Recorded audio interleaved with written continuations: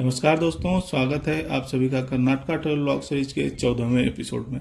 अभी हम पहुंच चुके हैं तुंगभद्रा नदी के घाट पर। इससे पहले हम हम्पी को पूरा कवर कर चुके हैं एक साइड के, और दूसरी साइड में जो सनापुर लेक है और हनुमान जी का जन्म स्थान है, वहां जाने के लिए हम घाट पर पहुंचे हैं। हम अभी प्रतीक्षा कर रहे हैं नाव के चलने की। जैसे ही नाव चलेगी हम दूसरे साइड में नदी को पार करके पहुंच जाएंगे। यहाँ पर बने हुए घाट के पास में एक मंडप बना हुआ था, वहाँ पर ये लोकल मेड नाव रखी हुई है। इस नाव को आप देखिए, इसमें कोई बहुत विशेष प्रकार का संसाधनों का उपयोग नहीं किया गया है। नॉर्मल बांस का उपयोग करके ये नाव बनाई गई है और ये यहाँ आने वाले पर्यटकों के बीच में बहुत ज़्यादा फेमस है। इस बोट को स्थानीय भाषा में कोराकले बोट बोला जाता है। और जिस बरामदे में ये बोट रखा हुआ उसी के सामने इतनी सुंदर नक्काशी वाली मूर्ति बनी हुई है छोटी सी नंदी की। बोट में पैसेंजर पूरे होते ही हम चल दिए हैं दोस्तों, हमारी बोट चल दी है और हम नदी पार कर जाएंगे मुश्किल से 1 मिनट के अंदर। इतनी ही दूरी पर ये बना हुआ है, एक घाट से दूसरा घाट। और सामने देखिए दोस्तों, जो अंडरग्राउंड शिव टेम्पल या भगवान विष्णु का टेम्पल ही होगा, जो अंडरग्राउंड रूप से बनाया गया है। पानी के अंदर, ये पूरी तरह से पानी के अंदर डूबा हुआ है। और ये भी हो सकता है कि कुछ दिन बाद ये पता चले कि जो पानी शिव मंदिर में अंदर दिखाई देता है वो यहीं से कहीं से कनेक्टेड होगा पाइपलाइन के द्वारा। तो ये सारी चीज़ें तो शोध का विषय है। और हम अभी पहुंच चुके हैं दूसरे घाट में, मुश्किल से 1 मिनट के अंदर अंदर ही। तो अब यहाँ से उतर के देखते हैं दोस्तों क्या साधन मिलता है। और दूसरे साइड आप देख सकते हैं नहा भी रहे हैं लोग। और जो बोट हमने देखी थी अभी, उस बोट की राइड भी तुंगभद्रा नदी में आगे होती है। डिफरेंट पॉइंट्स पे 2-3 जगह पर होती है। पहले ये सनापुर लेक में भी होती थी, लेकिन अभी वहाँ पर शायद बंद हो गई है, ऐसा मुझे इनसे बात करके पता चला है जो यहाँ पर बोट चला रहे हैं उनसे। तो हम पहुँच चुके हैं दोस्तों इस पार। अब यहाँ से उतर करके चलते हैं आगे। ये अंग्रेज भी हैं यहाँ पर साइकिल लेकर के, और 1-2 महीने 3 महीने तक यहीं पर रहते हैं। और जितने भी यहाँ पर स्थान हैं, मंदिर हैं, जितने भी आर्कोलॉजिकल साइट्स हैं, उसका ये लोग भ्रमण करते हैं, उस पर शोध करते हैं। तो इसलिए ये लोग कई महीने तक यहाँ पर रहते हैं। तो यहाँ पर हम उतर चुके हैं दोस्तों। अब चलते हैं ऊपर। हमें इधर पक्का घाट नहीं दिख रहा है कहीं पर भी, इसी तरह से कच्चा बना हुआ है। और घाट उसी तरफ विरूपाक्षी मंदिर की तरफ दिख रहा था। और इधर भी चट्टान है और इस तरह के थोड़ा सा बनाने की चेष्टा की गई है, क्योंकि इस तरफ जो है वो एएसआई द्वारा संरक्षित क्षेत्र नहीं है। इधर ग्रामीण एरिया है, ग्रामीण क्षेत्र है। और एक बाइक भी आपको खड़ी हुई दिख रही है सामने। और इसी तरह की सीढ़ियों से चढ़ करके हम जा रहे हैं। किनारे किनारे अच्छी बात यह है कि किनारे किनारे रैंप बना हुआ है, जिससे कि कोई भी जो यात्री आ रहा है बाइक से या साइकिल से या फिर व्हील चेयर से, तो वो आराम से घाट तक पहुंच सकता है। और इसी तरह की पतली पतली पंगड़नी से होते हुए मैं सामने जो दुकान बनी हुई है वहाँ पर चल के पता करता हूँ अगर कोई स्कूटी या बाइक या ऑटो कुछ मिलता है मेन रोड तक ले जाने के लिए। क्योंकि मेन रोड जो मैप पर मैंने देखा वो लगभग यहाँ से 1 किलोमीटर दूरी पर दिखा रहा है।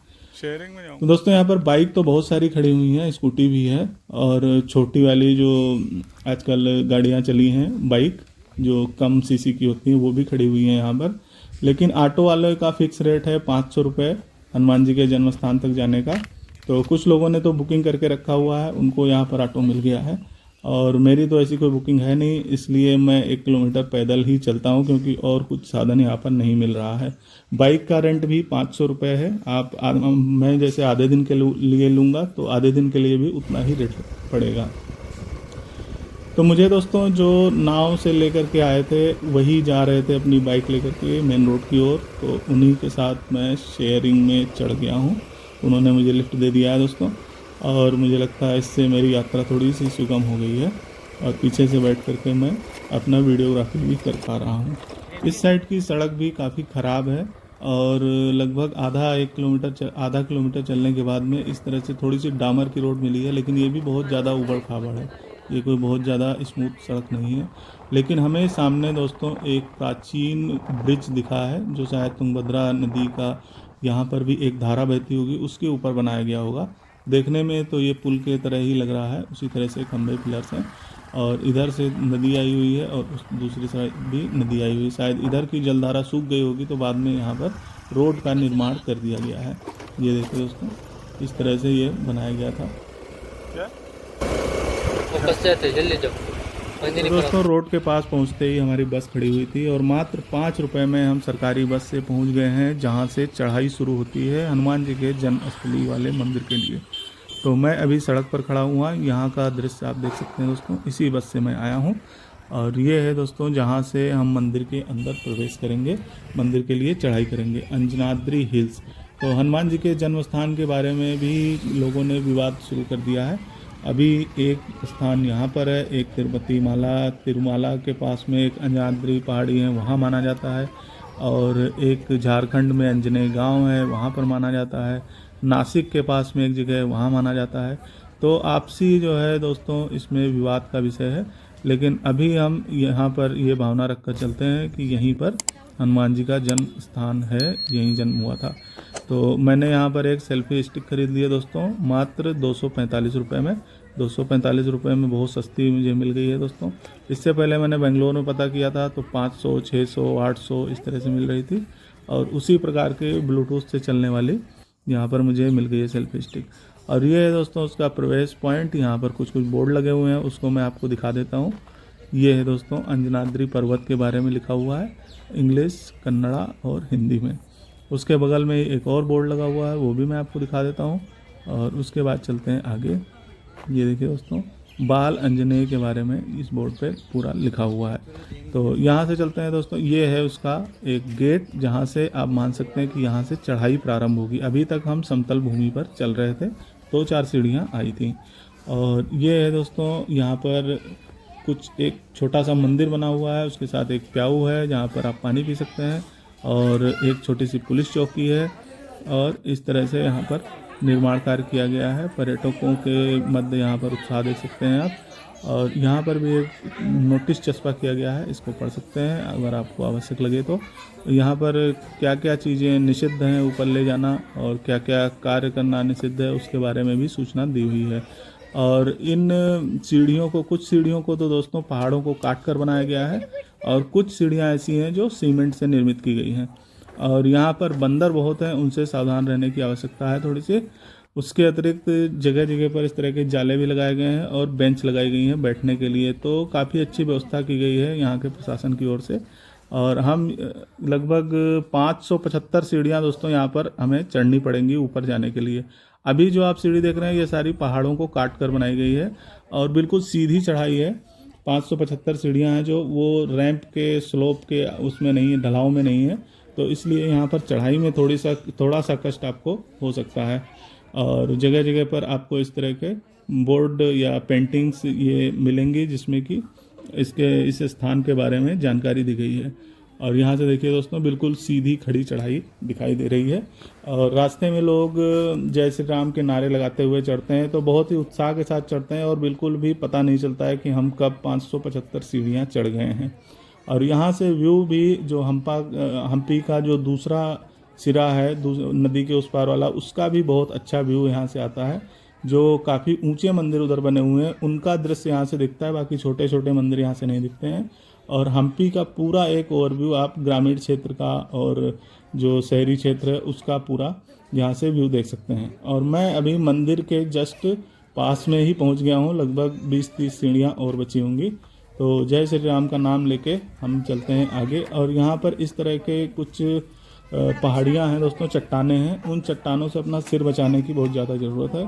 लोगों ने इधर उधर भी कूड़ा कचरा फेंक रखा है जहाँ भी जगह मिली है। तो उस जगह पर दोस्तों आप कोई प्लास्टिक की बोतल या पॉलीथीन, नमकीन का कवर, इस तरह का कुछ ना फेंकें, क्योंकि हमारा तीर्थ स्थान है ये। तो अभी हम दोस्तों पहुँच चुके हैं बिल्कुल पहाड़ी के पास में, 5 सीढ़ियाँ और बची हुई हैं। ये देखिए दोस्तों, ये है हमारा मंदिर, जो हनुमान जी का मंदिर यहाँ पर निर्माण किया गया है। और 5 सीढ़ियाँ बची थी, अभी हम पहुँच गए हैं बिल्कुल मंदिर के पास में। तो मैं आपको जल्दी से मंदिर एक बार भ्रमण करके चारों तरफ से दिखा देता हूँ और उसके बाद में हम चलेंगे वापस। और ऊपर जाते ही रेलिंग लगी हुई है, क्योंकि भक्तों का कभी कभी जब हनुमान जी का जन्मदिन होता है उस समय भक्तों की यहाँ पर बहुत ज़्यादा लंबी कतार हो जाती है, तो उसको नियंत्रित करने के लिए यहाँ पर भी रेलिंग्स लगाई गई हैं। तो पहले हम इस साइड से चलते हैं दोस्तों, और इस साइड से चल के हनुमान जी के दर्शन करेंगे। और दर्शन करके फिर चारों तरफ आपको जो ऊपर संरचनाएं बनाई गई हैं उसका आपको एक दृश्य दिखाएंगे। तो यहाँ पर एक बहुत सकरा सा रास्ता बनाया गया है, जिसमें जाकर के आप परिक्रमा करने के लिए बनाया गया होगा शायद ही। और ये भी चूँकि समतल तो चट्टान है नहीं, पहाड़ जो समतल है नहीं, इसलिए यहाँ पर भी कुछ सीढ़ियाँ हैं, बहुत ज़्यादा नहीं है। और जूता चप्पल के लिए बाहर स्टैंड बना हुआ है, प्याऊ भी है, इतना मुझे दिखा है। और उसके बाद मैं इधर आ गया हूँ। तो यहाँ पर है दोस्तों ये मंदिर का प्रवेश द्वार जो गर्भगृह के अंदर जाने वाला है। तो मैं दर्शन करके आता हूँ दोस्तों, फिर इसके और जो मंदिर के आसपास में चीज़ें हैं, भंडारा भी होता है यहाँ पर, वो भी देखेंगे। ये सामने देखिए दोस्तों, आप हनुमान जी के दर्शन कर लीजिए। और अब मोबाइल को मैं रख लेता हूँ अंदर और जाता हूँ अंदर की तरफ। तो दोस्तों मैं मंदिर के अंदर से दर्शन करके आ चुका हूँ। अब मैं आपको बाहर दिखा देता हूँ, जो मंदिर के बाहर का क्षेत्र है। और ये है दोस्तों सामने जो लाल रंग में आपको दिख रहा है, वही है भंडारे की जगह। और पहाड़ी दिख रही है एक, और इस साइड में कुछ बैनर लगे हुए हैं। और यहाँ पर जो श्रद्धालु आते हैं उनको बहुत ही अच्छा दृश्य प्राप्त होता है, इसलिए फ़ोटोग्राफी, वीडियोग्राफी, रील्स बनाना, ये सब बहुत कॉमन चीज़ है। और किनारे किनारे जो रेलिंग बनी हुई है, वहाँ पर दीवार के लिए कांच की प्लेट लगाई गई हैं, कांच के पैनल्स लगाए गए हैं। और यह है दोस्तों भंडारे वाली जगह, इसके अंदर ही प्रसाद वितरण, महाप्रसाद वितरण चलता है। तो चलते हैं हम भी इसके अंदर और देखते हैं प्रसाद में क्या मिलता है। तो यहाँ तक जाने के लिए एक बाहर ही थालियों का एक ट्रे रखी हुई है, एक टोकरी रखी है, इसके अंदर से थाली लेकर के, और सामने जो है दोस्तों वो छोटे छोटे नल लगे हुए हैं, टैप्स लगे हैं, वाटर टैप्स। तो यहाँ पर अपने अपने थाली को साफ करके और उसके बाद में यहाँ रखना होता है। तो मैं आ गया हूँ दोस्तों भंडारे वाली जगह पर, प्रसाद वितरण कक्ष के अंदर। और ये है दोस्तों वो कमरा जिसके अंदर प्रसाद वितरण किया जाता है। किनारे किनारे हनुमान जी के जो सुंदरकांड के और रामचरितमानस में जो हनुमान जी की स्तुति की गई है, उसके अलावा हनुमान चालीसा, बजरंग बाण, इन सब के जो चौपाइयाँ हैं वो लिखी हुई हैं चारों तरफ कमरे के अंदर। और खाने में चावल, सांभर, चटनी, इस तरह की चीज़ें दी जाती हैं।